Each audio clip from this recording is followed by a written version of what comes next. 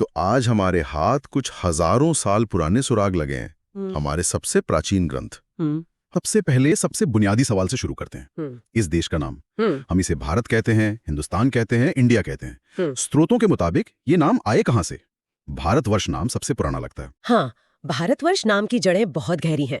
ये नाम एक प्राचीन कबीले भरत से जुड़ा है, जिनका जिक्र हमें सबसे पुराने वेद ऋग्वेद में भी मिलता है। अच्छा, तो एक कबीले के नाम पर? हाँ, और वो एक बहुत शक्तिशाली कबीला था। तो समय के साथ उस कबीले की पहचान इतनी बड़ी हो गई कि पूरे देश को ही भरत का देश यानी भारतवर्ष कहा जाने लगा। ये तो दिलचस्प है। लेकिन स्रोतों में एक और बड़ा ही काव्यात्मक नाम मिलता है, जम्बू द्वीप, जामुन के पेड़ों का द्वीप। ये नाम क्या बताता है? ये नाम उस दौर की सोच को दिखाता है। देखिए, आज हम देशों को राजनीतिक नक्शों और सीमाओं से पहचानते हैं, लेकिन तब पहचान प्रकृति से जुड़ी थी। जम्बूद्वीप कहना सिर्फ ये बताना नहीं था कि यहाँ जामुन के पेड़ बहुत हैं। ये कहना था कि हम वो लोग हैं जो इस खास भूगोल, इस खास जमीन का हिस्सा है। मतलब प्रकृति और संस्कृति एक दूसरे में घुले मिले थे। एकदम। और फिर कहानी में एक नदी आती है जो सब कुछ बदल देती है, सिंधु नदी। यहीं से हिंदुस्तान और इंडिया जैसे नाम निकले, है ना? बिल्कुल। और ये बहुत आकर्षक कहानी है कि कैसे दूसरे हमें देखते थे। जब प्राचीन ईरानी यहाँ आए तो उनकी भाषा में स अक्षर का उच्चारण ह की तरह होता था। अच्छा, तो स बन गया ह? हाँ? तो उन्होंने सिंधु नदी के पार रहने वाले लोगों को हिंदू कहना शुरू कर दिया और उस नदी के पार की जमीन को हिंदुस्तान कहा जाने लगा। तो हिंदू शब्द की शुरुआत एक भौगोलिक पहचान के तौर पर हुई, ना कि एक धार्मिक पहचान के तौर पर। एकदम सही। शुरुआत में ये सिर्फ उन लोगों के लिए था जो सिंधु के उस पार रहते थे। बाद में जाकर ये शब्द एक धार्मिक पहचान से जुड़ा। और इंडिया? फिर जब यूनानी आए, उन्होंने सिंधु को अपनी भाषा में इंदे या इंडोस कहा और इसी से लैटिन में इंडिया शब्द बना, जिसे बाद में अंग्रेजों ने पूरी दुनिया में मशहूर कर दिया। एक मिनट, अगर इस पर रुककर सोचें तो ये कमाल की बात है। इस देश का सबसे मशहूर नाम इंडिया, वो है जो दूसरों ने हमें दिया। ये नाम अपने आप में हजारों सालों के व्यापार, आक्रमण और सांस्कृतिक लेन देन की कहानी कहता है। आपने बिल्कुल सही पकड़ा। ये नाम इस उपमहाद्वीप के इतिहास की एक खुली किताब है। भारत हमारी अपनी पहचान को दिखाता है, तो हिंदुस्तान और इंडिया दुनिया के साथ हमारे रिश्ते की कहानी सुनाते हैं। भूगोल की बात चली है तो स्रोतों में एक और बड़े विभाजन का जिक्र है, विंध्य पर्वत।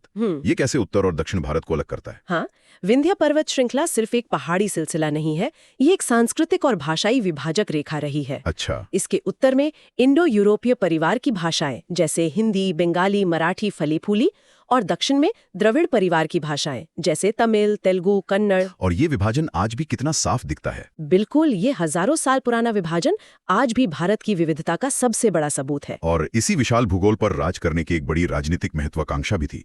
चक्रवर्तिन का जिक्र आता है, ये क्या अवधारणा थी? देखिए, चक्रवर्तिन का विचार उस समय की सबसे बड़ी राजनीतिक कल्पना थी।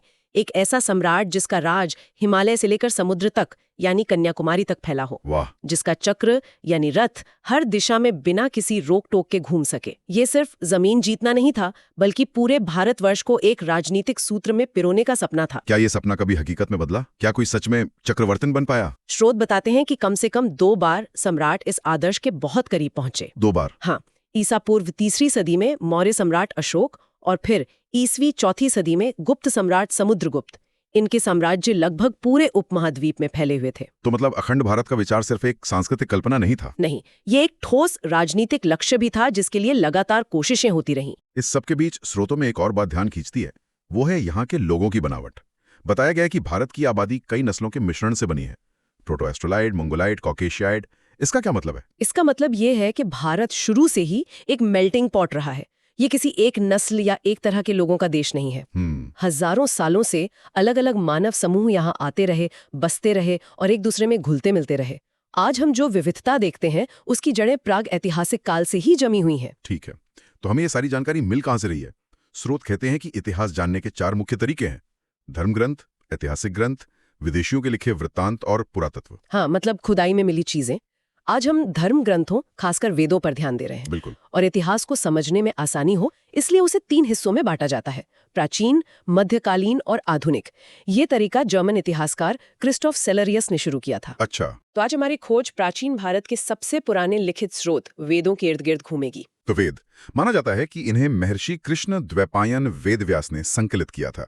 ये 4 हैं, ऋग्वेद, यजुर्वेद, सामवेद और अथर्ववेद। और इन चारों को मिलाकर संहिता कहते हैं। चलिए सबसे पुराने ऋग्वेद से शुरू करते हैं। ऋग्वेद सिर्फ भारत का ही नहीं बल्कि दुनिया के सबसे पुराने लिखित ग्रंथों में से एक माना जाता है। इसकी भाषा, जिसे वैदिक संस्कृत कहते हैं, वो बहुत प्राचीन है। मतलब ये उस युग की आवाज है जो हम तक पहुंची है। बिल्कुल। स्रोतों में लिखा है कि इसमें 10 मंडल, 1028 सूक्त और 10,462 ऋचाएं हैं। 10,000 से ज्यादा ऋचाएं, ये तो किसी महाकाव्य से भी बड़ा लगता है। हाँ, ये बहुत विशाल है। तो क्या ये सब सिर्फ देवताओं की स्तुति है या इनमें उस जमाने की जिंदगी की झलक भी मिलती है? बहुत अच्छा सवाल है। ज्यादातर लोगों को यही लगता है कि वेद मतलब सिर्फ पूजा पाठ की बातें, लेकिन ऋग्वेद इससे कहीं ज्यादा है। जैसे? हाँ, इसमें इंद्र, अग्नि, वरुण जैसे देवताओं की स्तुति में लिखे गए बहुत सुंदर मंत्र हैं। जैसे इंद्र के लिए करीब 250 और अग्नि के लिए 200 ऋचाएं हैं, जो दिखाता है कि ये दोनों कितने महत्वपूर्ण देवता थे। और प्रसिद्ध गायत्री मंत्र भी इसी में है। हाँ, वो भी हमें ऋग्वेद के 3 मंडल में ही मिलता है। लेकिन इसके अलावा क्या है? यह हमें आर्यों के जीवन के बारे में क्या बताता है? ये हमें उनकी पूरी दुनिया में झांकने का मौका देता है। इससे हमें उनकी राजनीतिक व्यवस्था का पता चलता है कि कबीले होते थे, राजा होते थे। हमें उनके समाज की झलक मिलती है।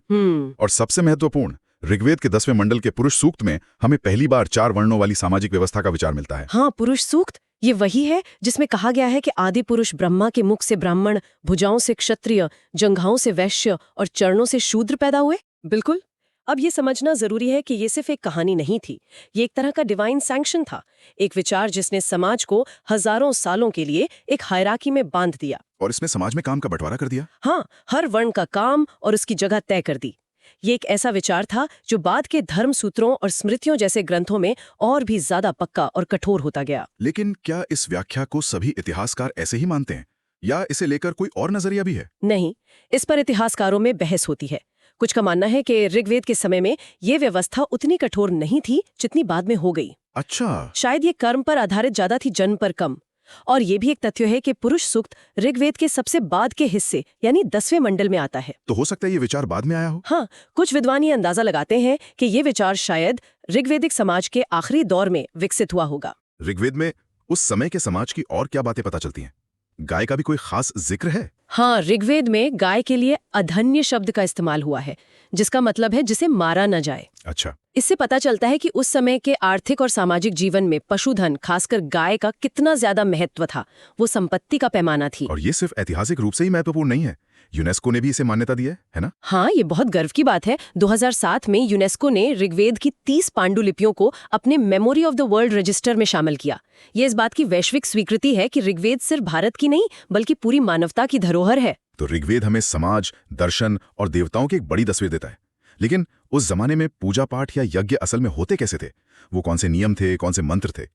शायद इसका जवाब हमें अगला वेद, यजुर्वेद में मिलेगा। आपने बिल्कुल सही पकड़ा। अगर ऋग्वेद क्या और क्यों का जवाब देता है, तो यजुर्वेद कैसे का जवाब देता है। मतलब एक प्रैक्टिकल गाइड बुक। हाँ, एक तरह से यज्ञों की प्रैक्टिकल गाइड बुक है। इसमें गद्य और पद्य दोनों में ये समझाया गया है कि यज्ञ के समय कौन से मंत्र पढ़े जाएंगे, किस विधि का पालन किया जाएगा, वेदी कैसे बनेगी। ये पूरी तरह से कर्मकांड पर केंद्रित है। और फिर आता है सामवेद। इसके नाम में ही संगीत है। साम का मतलब है गान। सही कहा। सामवेद को भारतीय संगीत का जनक भी कहा जाता है। इसमें ज्यादातर मंत्र ऋग्वेद से ही लिए गए हैं, लेकिन उन्हें एक खास सुर और ताल में ढाला गया है ताकि उन्हें यज्ञ के समय गाया जा सके। तो संगीत पूजा पाठ का एक अहम हिस्सा था। बिल्कुल, ये सिर्फ मंत्र बोलना नहीं था बल्कि उसे सुरों में पिरोकर गाना था। लेकिन स्रोतों में एक जरूरी बात लिखी है कि यजुर्वेद और सामवेद में हमें किसी खास ऐतिहासिक घटना का जिक्र नहीं मिलता। हाँ, ये सही है। ये पूरी तरह से कर्मकांड और संगीत पर केंद्रित हैं।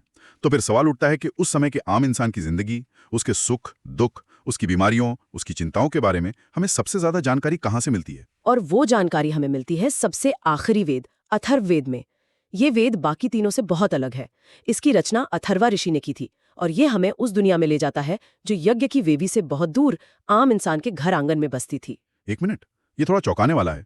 एक धार्मिक ग्रंथ में खेतीबाड़ी और व्यापार के रास्ते खोजने की बातें। मुझे लगा था वेदों में सिर्फ यज्ञ और देवताओं की स्तुति होगी।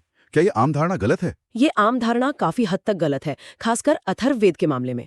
अथर्ववेद उस धारणा की सीमाओं को तोड़ देता है। आप सोचिए, एक ही ग्रंथ में बीमारियों को दूर करने के लिए मंत्र और जड़ी बूटियों का जिक्र है, अच्छी फसल के लिए प्रार्थनाएं हैं, घर कैसे बनाया जाए इसकी विधि है, प्रेम और विवाह से जुड़े गीत हैं। मतलब अथर्ववेद एक तरह से उस जमाने का गूगल था। आपको कोई बीमारी हो, घर बनाना हो या दुश्मन पर काबू पाना हो, हर चीज का जवाब वही मिलता था। हाँ, ये बहुत अच्छा तरीका है इसे समझने का। ये उस युग का एक विश्वकोश या एनसाइक्लोपीडिया जैसा था। इसमें लोगों की उम्मीदें, उनके डर, उनकी रोजमर्रा की जरूरतें सब कुछ दर्ज है। और जादू टोने का भी जिक्र है। हाँ, स्रोतों में ये भी बताया गया है कि इसमें कुछ मंत्र जादू टोने और वशीकरण से भी जुड़े हैं। तो मतलब प्रेम की समस्याएं तब भी वैसी ही थीं जैसी आज हैं, बस समाधान थोड़े अलग थे। बिल्कुल, ये दिखाता है कि इंसान की बुनियादी भावनाएं हजारों सालों में नहीं बदली हैं। अथर्ववेद हमें बताता है कि उस समय धर्म सिर्फ बड़े बड़े यज्ञों तक सीमित नहीं था। वो लोगों की जिंदगी के हर पहलू से जुड़ा था, स्वास्थ्य से लेकर खेती तक और राजनीति से लेकर निजी संबंधों तक। राजनीति की बात आई तो अथर्ववेद में कुछ ऐतिहासिक बातें भी हैं। इसमें परीक्षित को कुरुओं का राजा बताया गया है और कुरु देश की समृद्धि का जिक्र है। सही है। लेकिन एक बात बहुत दिलचस्प है, सभा और समिति को प्रजापति की 2 बेटियां कहा गया है। इसका क्या मतलब निकाला जाए? ये एक बहुत ही महत्वपूर्ण पंक्ति है। सभा और समिति शायद उस समय के राजनीतिक संस्थाएं थीं, जैसे आज हमारी संसद है। अच्छा। इन्हें प्रजापति की बेटियां कहना दिखाता है कि इन्हें कितनी अहमियत दी जाती थी। इससे ये अंदाजा लगाया जा सकता है कि राजा शायद निरंकुश नहीं होता था, उसे इन सभाओं की सलाह माननी पड़ती थी। तो एक तरह की लोकतांत्रिक भावना थी। हाँ, उस युग की एक तरह की लोकतांत्रिक भावना को यह दर्शाता है। और राष्ट्रीय भावना का भी जिक्र है। हाँ, अथर्ववेद का एक सूक्त है, पृथ्वी सूक्त। इसे बहुत महत्वपूर्ण माना जाता है। इसमें पहली बार हमें मातृभूमि की एक स्पष्ट अवधारणा मिलती है।